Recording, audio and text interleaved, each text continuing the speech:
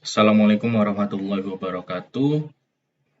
Kami dari kelompok 8 akan mempresentasikan bab tentang pendidikan sebagai sistem. Anggota kami terdiri dari yang pertama Muhammad Ibatung Wafi, yang kedua Muhammad Iqbal Syafikri, yang ketiga Muhammad Firmansyah Ali, yang keempat Zesrina Hatiza. Pertama, pengertian pendidikan sebagai sistem. Pengertian sistem. Sistem berasal dari bahasa Latin, yaitu sistema, dan bahasa Yunani yaitu sustema, merupakan sebuah kesatuan yang terdiri dari beberapa komponen atau elemen yang digabungkan bersama untuk memudahkan proses aliran informasi, materi, atau energi untuk mencapai suatu tujuan tertentu. Pengertian pendidikan. Pendidikan adalah pembelajaran pengetahuan, keterampilan, dan kebiasaan sekelompok orang yang diturunkan dari satu generasi ke generasi berikutnya melalui pelajaran, pelatihan, atau penelitian. Pendidikan sering terjadi di bawah bimbingan orang lain, tetapi juga memungkinkan secara otodidak. Dalam bahasa Romawi, pendidikan diistilahkan sebagai educate, yang berarti mengelarkan sesuatu yang ada di dalam. Dalam bahasa Inggris, pendidikan diistilahkan to educate, yang berarti memperbaiki moral dan melatih intelektual. Pengertian sistem pendidikan. Sistem pendidikan adalah sebuah metode pendidikan yang dibuat untuk mencapai tujuan tertentu. Menurut Undang-Undang Nomor 20 Tahun 2003, Pasal 1 Ayat 3 tentang Sistem Pendidikan Nasional, bahwa pendidikan nasional adalah seluruh komponen pendidikan yang saling terikat secara terpadu untuk mencapai tujuan pendidikan nasional. Selanjutnya, unsur-unsur pokok sistem pendidikan. Unsur yang pertama yaitu tujuan.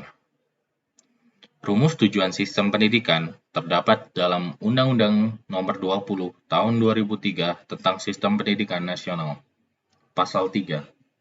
Tujuan pendidikan nasional adalah mengembangkan potensi peserta didik agar menjadi manusia yang beriman, bertakwa pada Tuhan Yang Maha Esa, berakhlak mulia, sehat, berilmu, cakap, kreatif, mandiri, dan menjadi warga negara yang demokratis secara bertanggung jawab.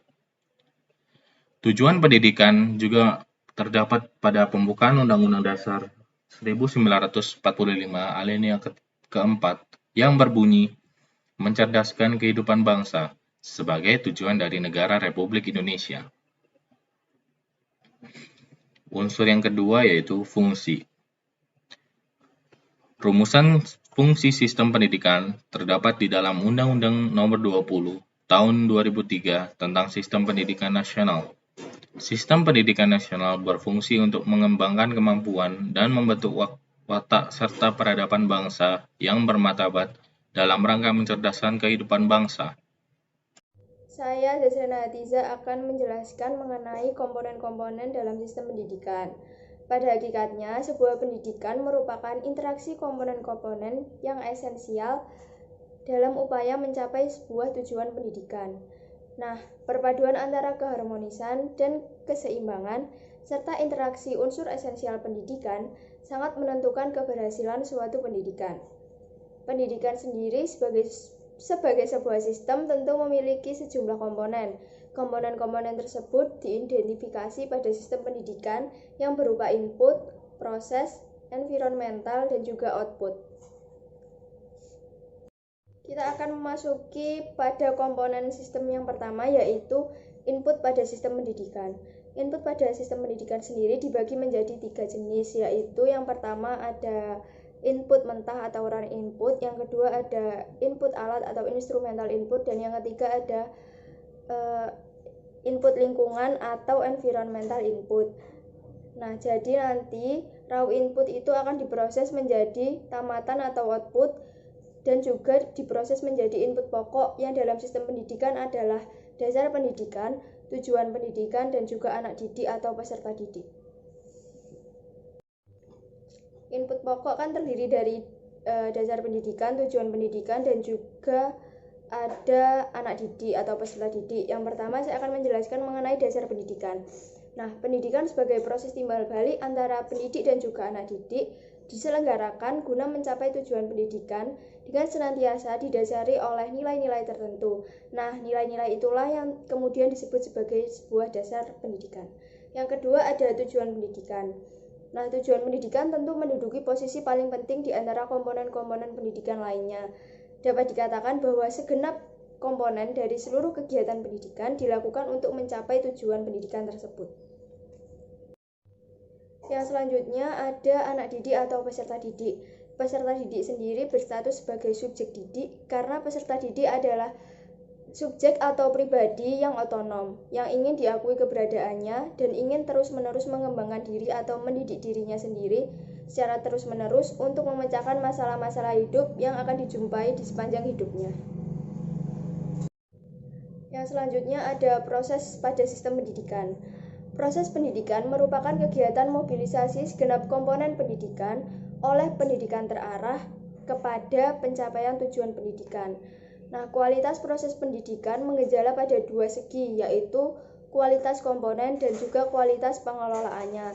Tentu saja kedua segi tersebut saling bergantung satu sama lain dan saling mempengaruhi. Nah, dalam komponen pendidikan juga ada komponen pendidikan yang saling berkesinambungan. Di antaranya yang pertama ada pendidik dan juga non-pendidik. Pendidik adalah orang yang memikul tanggung jawab untuk membimbing. Pendidik tentu berbeda dengan pengajar, sebab pengajar hanya memiliki kewajiban untuk menyampaikan materi pelajaran kepada murid. Sedangkan pendidik tidak hanya bertanggung jawab menyampaikan materi, tetapi ia juga bertanggung jawab untuk membentuk kepribadian anak didik. Sedangkan non-pendidik adalah atau yang sering disebut sebagai tenaga kependidikan, merupakan anggota masyarakat yang mengabdikan diri dan diangkat untuk menunjang penyelenggaraan pendidikan, atau juga bisa diartikan sebagai tenaga yang bertugas merencanakan dan melaksanakan administrasi, pengelolaan, pengembangan, pengawasan, dan pendidikan pada suatu pendidikan. Komponen lain yang saling berkesinambungan ada kurikulum atau materi pendidikan. Jadi materi pendidikan atau biasa disebut dengan kurikulum ini menunjukkan makna pada materi yang disusun secara sistematika guna mencapai tujuan yang telah ditetapkan. Nah, selanjutnya ada juga prasarana dan juga sarana. Prasarana pendidikan adalah segala macam alat yang tidak secara langsung digunakan dalam proses pendidikan. Sedangkan jika sarana pendidikan adalah segala macam alat yang digunakan secara langsung dalam proses pendidikan. Yang keempat ada administrasi. Administrasi pendidikan adalah segenap kegiatan yang berkenaan dengan penataan sumber, penggunaan, dan pertanggungjawaban dana pendidikan di sekolah atau di lembaga pendidikan.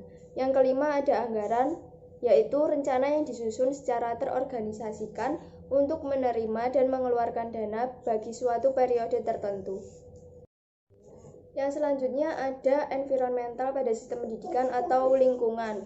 Jadi proses pendidikan pasti selalu dipengaruhi oleh lingkungan yang ada di sekitarnya. Baik lingkungan itu menunjang maupun menghambat proses pencapaian tujuan pendidikan.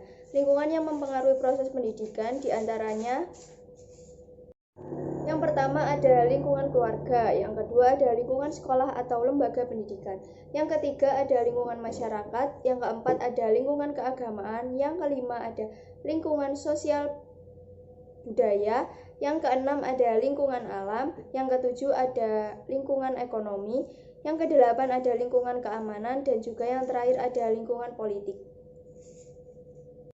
Nah, komponen yang terakhir ada output pada sistem pendidikan. Jadi yang pertama ada lulusan atau tamatan. Lulusan pendidikan adalah hasil dari sebuah proses pendidikan agar sesuai dengan tujuan pendidikan. Nah, diharapkan lulusan yang dihasilkan ini dapat memberikan nilai-nilai kehidupan bagi dirinya, lingkungan, dan juga Tuhannya. Nah, jadi setidaknya lulusan tersebut dapat mentransformasikan atau mengembangkan dan melestarikan budaya yang ada di lingkungan sekitar. Kepribadiannya juga dapat terbentuk dengan baik dan juga menjadi warga negara yang baik yang didasarkan atas landasan-landasan pendidikan, serta tentu saja mampu untuk bersaing di dunia kerja.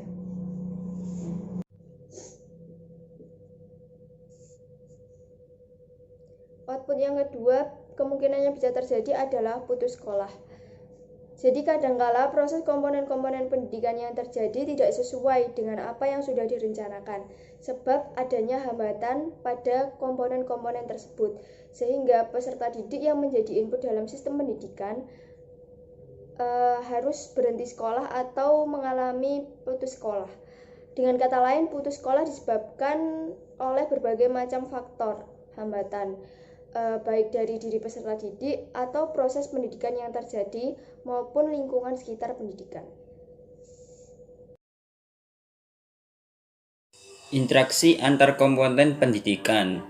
Proses pendidikan terjadi apabila antar komponen pendidikan itu saling berhubungan secara fungsional dalam suatu kesatuan yang terpadu. Ibarat sebuah mobil akan dapat berjalan dengan baik apabila komponen mobil itu sendiri, dalam kurung sopir dan jalan sebagai tempat yang bergerak,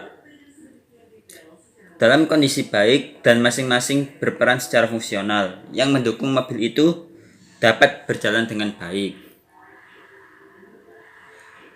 Interaksi komponen pendidikan dan lingkungannya. 1. Lingkungan keluarga.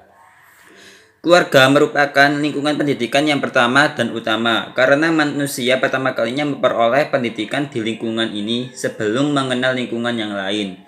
Selain itu, manusia mengalami proses pendidikan sejak lahir, bahkan sejak dalam kandungan.